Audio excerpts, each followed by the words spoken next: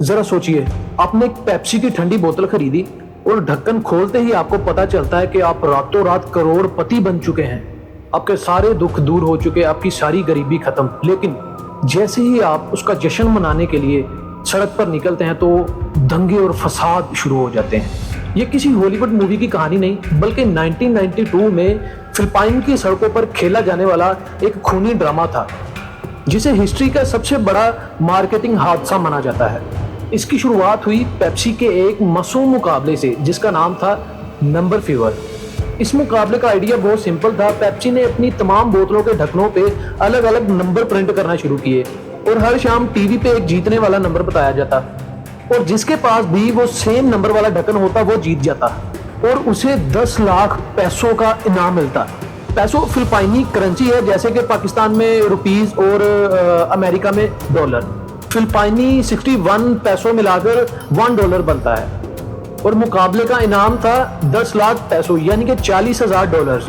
1992 میں ایک غریب فلپائنی کے لیے یہ رقم اتنی تھی کہ وہ ساری عمر فری بیٹھ کے کھا سکتا تھا۔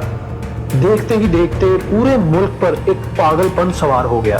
لوگوں نے دیوانوں کی طرح اپنے گھروں میں پیپسی کے ڈھکن جمع کرنے شروع کر دیے، اور حالات اس طرح کے ہو گئے کہ کچھ لوگوں کو کچرے کے ڈھیروں میں اور گٹروں میں بھی ڈھکن ڈھونڈتے ہوئے دیکھا گیا۔ اب پورے ملک کی آدھے سے زیادہ آبادی اس مقابلے میں شامل ہو گئی تھی۔ اس اندھی مقبولیت کو دیکھ کر پیپسی کی آنکھیں چمک اٹھی اور انہوں نے اس مقابلے کو 5 ہفتوں تک اور بڑھا دیا، اور یہی وہ لمحہ تھا جہاں موت کا جال بچھا۔ پیپسی کا یہ پورا پلان ایک کمپیوٹر پروگرام پر چل رہا تھا۔ اس پروگرام کا کام صرف 2 ایسے ڈھکن بنانا تھا جن پہ جیتنے والا نمبر پرنٹ ہو، یعنی کہ صرف 2 ہی ونرز، جس سے پیپسی کا بجٹ بھی محفوظ رہے، مقبولیت اور سیل بھی بڑھ جائے۔ لیکن اس کمپیوٹر پروگرام میں ایک خرابی آ گئی اور نمبرز کا سارا ڈیٹا مکس ہو گیا۔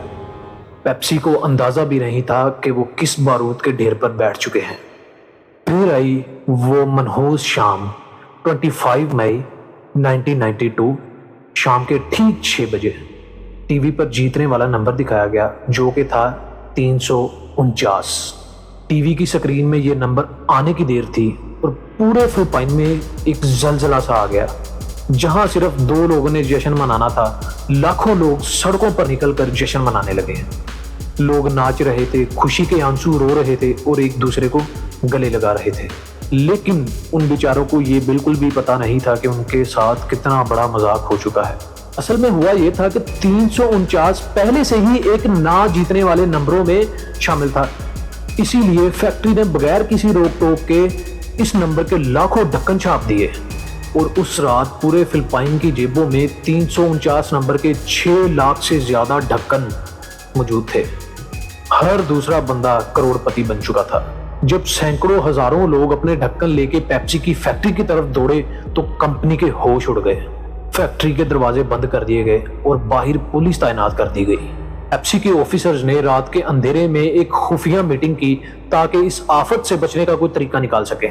اگر وہ ہر ڈھکن پر پوری رقم دیتے تو کمپنی کو سڑک پر آنا پڑتا، کیونکہ اس کی پوری رقم کروڑوں ڈالرز بنتی تھی۔ پھر پیپسی نے ایک انتہائی چالاک اور سستا راستہ چنا۔ انہوں نے اپنی ساری غلطی کمپیوٹر پر ڈال دی اور یہ اعلان کیا کہ ہر جیتنے والے کو 10 لاکھ پیسوں کے بجائے 500 پیسوں دیے جائیں گے، یعنی کہ صرف $8۔ یہ اصل انعام کا صرف 0.5% تھا۔ لوگوں کے خواب منٹوں میں ٹوٹ چکے تھے اور اب وہ ایک بے قابو طوفان بن چکے تھے۔ انہیں کمپیوٹر کی غلطی سے کوئی لینا دینا نہیں تھا۔ اب ان کی نظروں میں پیپسی ایک مکار کمپنی بن چکی تھی جس نے ان کے جذباتوں کے ساتھ کھیلا۔ اب دنگے اور فساد شروع ہو گئے تھے۔ غصے سے پاگل عوام نے پیپسی کی فیکٹری پر دھاوا بول دیا اور سڑکوں پر چلنے والے پیپسی کے ٹرکوں پر حملے کرنا شروع کر دیے اور ان کو تباہ کرنا شروع کر دیا۔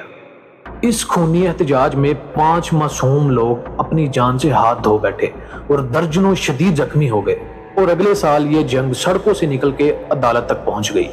اب تمام لوگوں نے مل کر ایک گروپ بنایا جس کا نام انہوں نے رکھا 349 کولیجن، اور پیپسی پر $40 کروڑ کا ایک تاریخی مقدمہ کر دیا۔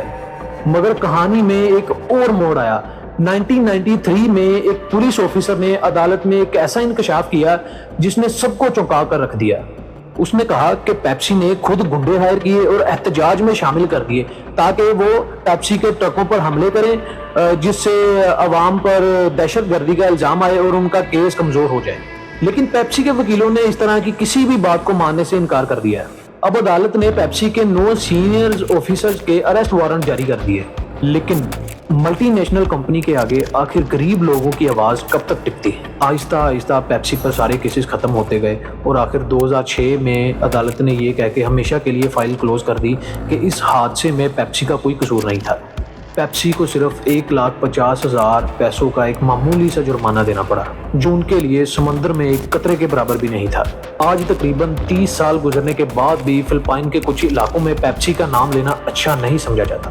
چند سال بعد جب پیپسی سے دوبارہ اس بارے میں پوچھا گیا تو انہوں نے صرف یہ کہا کہ اس حادثے کو اب کافی عرصہ گزر چکا ہے اور اب وہ آفیسرز موجود نہیں ہیں جن کی موجودگی میں یہ سارا بلنڈر ہوا تھا، اور ہمیں اس غلطی پر بہت افسوس ہے جس کی وجہ سے فلپائن کے لوگوں کو تکلیف پہنچی۔